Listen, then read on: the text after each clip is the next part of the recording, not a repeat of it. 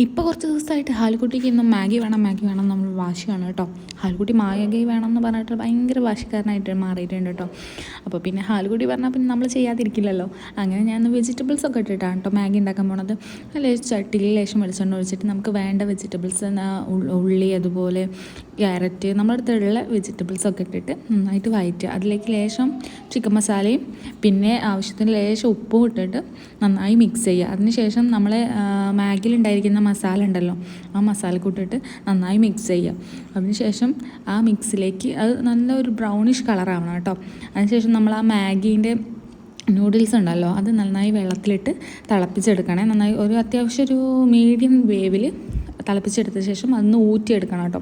അതിൽ ലേശം ഓയിൽ ഒഴിച്ചാൽ കട്ട പിടിക്കാതിരിക്കും കേട്ടോ. അങ്ങനെ ഇട്ടിട്ട് മിക്സ് ചെയ്ത് കഴിഞ്ഞിട്ട് അടിപൊളി ടേസ്റ്റ് ആയിട്ടുള്ള മാഗി കിട്ടും കേട്ടോ. എനിക്ക് തോന്നുന്നു EP-യിലേറെ മാഗിക്കാണ് ഒന്നുകൂടി ടേസ്റ്റ് കൂടുതലെന്ന്. അതിൻ്റെ ഇടയ്ക്ക് ആൾക്കുട്ടി മണം പിടിച്ച് വന്നിട്ടുണ്ട് കേട്ടോ. അവന് കൊടുത്തിട്ടോ, അവന് ഹാപ്പി ആയിട്ടോ. പിന്നെ ഞാൻ കഴിക്കാതിരുന്നേ, എനിക്ക് ഭയങ്കര ഇഷ്ടമായി കേട്ടോ. ഇന്ന് വെജിറ്റബിൾസ് ഒക്കെ ഇട്ടോ അപ്പോൾ അടിപൊളിയായിട്ടുണ്ട് കേട്ടോ. അപ്പോൾ ഇന്നത്തെ വീഡിയോ ഇത്രയേ ഉള്ളൂ. Bye bye.